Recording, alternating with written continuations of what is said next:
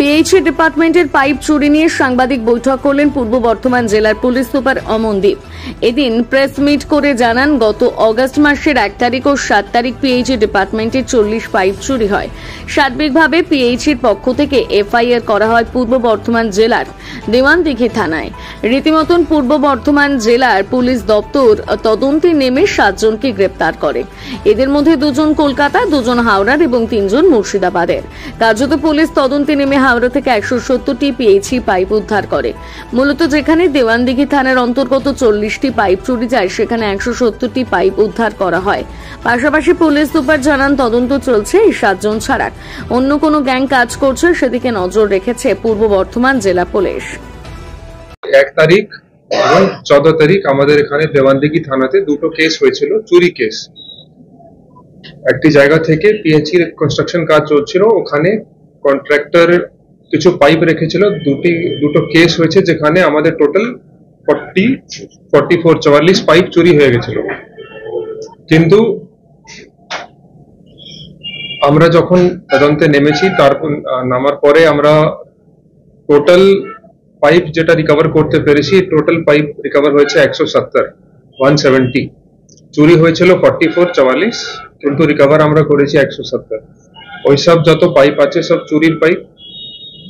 Total 2টো case হয়েছে। 2টো case মধ্যে আমরা এখন অব্দি 7 জনকে অ্যারেস্ট করতে পেরেছি।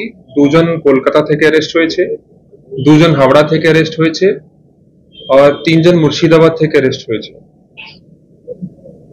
লোক ছাড়া আমাদের এখানে টোটাল 3টে লরি গাড়িও সিজ হয়েছে এখানে। তো এইসব যখন এত পাইপ রিকভারি হলো, তখন আমরা জানতে পারলাম কি আরো কিছু থানাতে এরকম কিছু কমপ্লেন্ট হয়েছে, সিমিলার এরকম পাইপ ছিল, চুরি হয়েছিল। তো নাদনঘাট থানা আছে, কেতুগ্রাম থানা আছে, নাদনঘাট থানাও আছে, মঙ্গলকোট থানা আছে। এই সব আমাদের নলেজে আছে। এই পাইপগুলো রিকভারি হয়ে যাওয়ার পরে আরো কিছু লোক অ্যাপ্রোচ করেছে পুলিশকে কি ওনাদের পাইপও চুরি হয়েছে।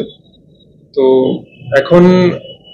এখন অব্দি আমরা যতগুলো পাইপ রিকভার চুরি হয়েছিল, ওর থেকে 4 গুণা বেশি আমরা রিকভার করতে পেরেছি। এসব একটা এর মধ্যে একটা গ্যাং ইনভলভ ছিল। গ্যাংয়ের আমরা টোটাল 7 জনকে অ্যারেস্ট করতে পেরেছি এখন অব্দি। আরো কিছু আমাদের কাছে লিড আছে। এটার পরেও আমরা আরো ফার্দার অ্যারেস্ট করব, আশা করছি। ফার্দার কিছু সিজারও করতে পারি আমরা ফার্দার। অ্যান্ড আমাদের ওসি দেওয়ানদিঘি নিজেই পার্সোনালি কেস সুপারভাইজ করছেন, আমাদের এডিশনাল এসপি ফার্দার সুপারভিশন করছেন। আমরা হোল হার্টেডলি চেষ্টা করব কি ফার্দার কিছু এর মধ্যে ডেভেলপমেন্ট হয়।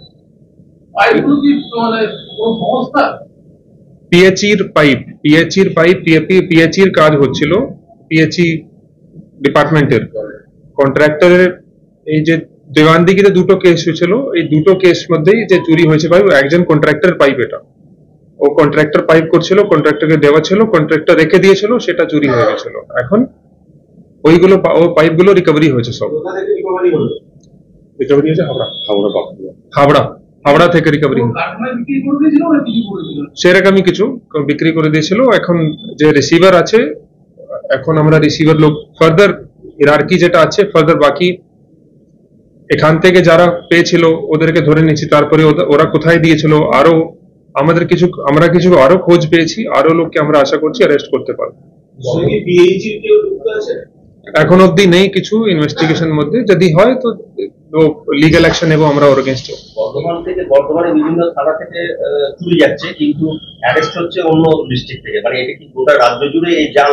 সেটা দেখুন, এখন অব্দি তো আমরা তো শুধু গোটা রাজ্যেতে চলছে কিনা, কিন্তু আমরা তো আমাদের কেস রিগার্ডিং বলতে পারবো কি আমাদের যে চুরি হয়েছিল ও আমরা পেয়েছি ফ্রম বাকি জেলা থেকে পেয়েছি।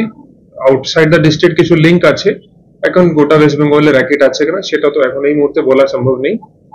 আমরা যে এত পাইপ রিকভার করেছি, বাকি জেলাকে আমরা কনভে করছি। যদি কোনো জায়গা থেকে অন্য কোনো জেলা থেকে যদি এরকম চুরি হয়ে থাকে, তো নিশ্চয়ই ওরা ইন্টারেস্ট নেবেন, এদেরকে কাস্টাডি নিয়ে ইন্টারোগেশন করতে পারবেন, বা ওনাদের রিকভারি যদি কিছু করতে উনি রিকভার করতে পারবেন। চুরি করছে যারা, ফাইন্যান্সিয়াল গেইন। চুরি কতদিনের ঘটনা, কতদিন ধরে চুরি চলছে? আমাদের এই 2টো যে কেস হয়েছিল ইনিশিয়ালি 1 আগস্ট আর 14 আগস্ট, তারপরে রিসেন্টলি আমরা পাইপ রিকভার করেছি। এনিথিং আর কিছু এটা রিগার্ডিং এন্টারপ্রাইজ নামের সংস্থা ছিল যে কমপ্লেন্ট করেছিল কি পাইপ চুরি হয়েছে, সুপ্রীতি এন্টারপ্রাইজ।